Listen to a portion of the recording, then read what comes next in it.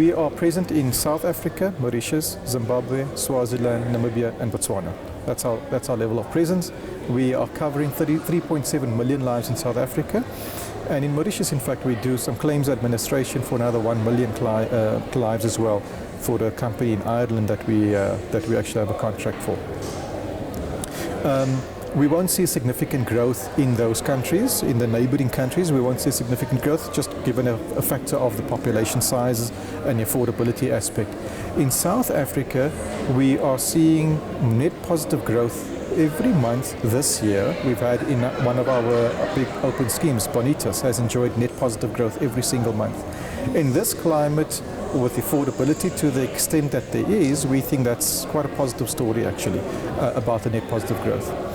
But what we need to do is do things differently. And that's what we want to focus on going forward, is doing things differently to bring down the cost of healthcare, to make it more accessible to people. It's just become too unaffordable. And then also we need to transform how it is actually delivered as well. There hasn't been true innovation in medical aids for the last 10, 15 years. We have the scale, we have the capability.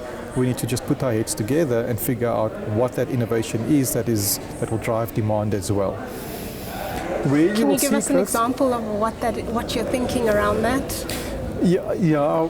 Naturally, we don't want to go into too much detail. It's suffice to say that myself and our CIO is actually going in a few weeks' time over to Silicon Valley and looking at some of the technologies that exist over there and how we can deliver healthcare differently. But we're talking about e-pharm. So I think I think there's an opportunity for us to play in the e-pharm space.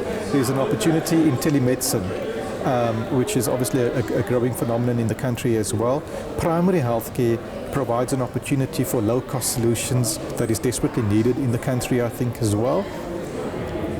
And then the actual cost of medical aid is just too expensive. I think we need to go back to the drawing board and ask ourselves hard questions about what it is that we can do that can help bring it down.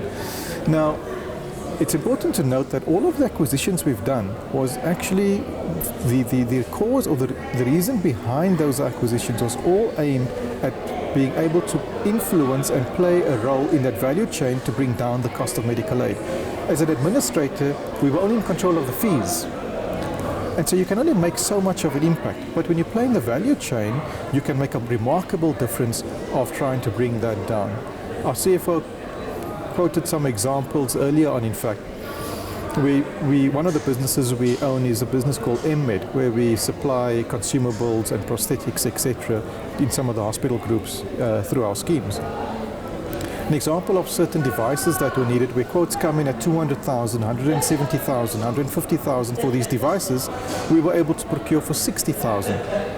That shows a remarkable difference on the cost of healthcare, and that's why we want to play a role in all of those where the healthcare rand is spent, to be able to actually deliver the saving through to the scheme. And if the scheme gets the saving, ultimately your medical aid premiums should go up in future by a lot less than what it's currently going up by. Let's talk about your acquisition strategy. I would say it's been quite aggressive in the last 18, 24 months. Yes, it has. Do you anticipate that that's going to continue, or are you trying to sort of bed it down now and align everything? Absolutely. That's exactly where we are, is that we do need to bed it down. We have acquired pretty much most of the things that we wanted to acquire because we had very targeted acquisitions in the sectors that they played at. So it's been busy. We've achieved that. We have probably one more significant acquisition that we probably want to pursue. It's a little bit too early for me to say anything about that at this stage. We'll put an announcement out when we're closer to it. And then I think we'll be done in as far as large acquisitions are concerned. We may, however, still be opportunistic and buy one or two that may come our way. But by and large, we have enough on our plate. We now need to harness that. We need to leverage that for exactly all the reasons that I've mentioned earlier. These acquisitions have come at the expense of your balance sheet a little bit. Your cash flow is a little bit down. Headline earnings haven't grown as much as you had hoped. Yeah, so the headline earnings, I mean, it's a combination of, we have intangibles, amortization, we have the cost of finance, we earlier adopted IFRS 16 as well, all of which has impacted on us.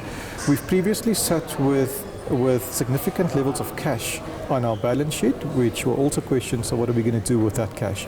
We had no debt, which we've now gone into having a bit of gearing, very responsible still.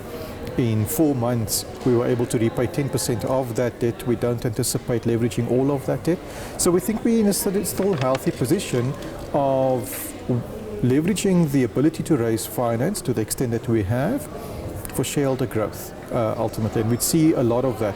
There is an aspect of a J-curve that comes in. And I think where we are now, you see that some of the businesses we've started up as well. They weren't all acquisitions. Some of them that started up, they've gone through their J-curve.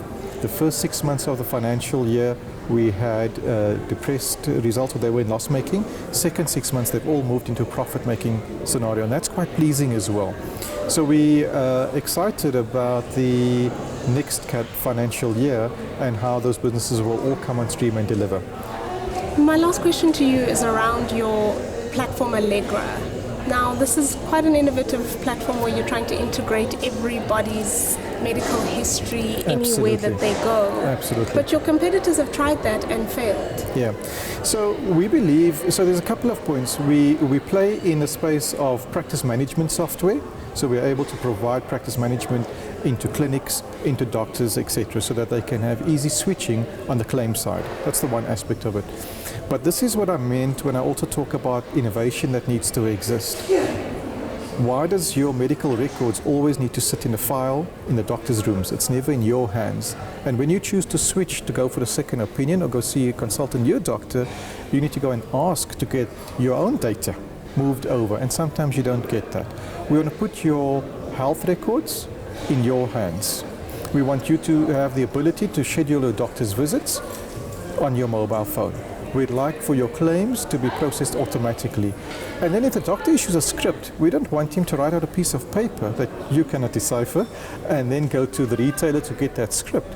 But it can all happen behind the scenes automatically, because we can actually deliver that script to you by the next day. And what if I called you and said, I'm delivering a script to you in any case, is there anything else you may need? Because I'm coming to you. Do you need multivitamins? Do you need any over-the-counter medication? That's what we're talking about when we talk about innovation and some of the challenges from a development perspective.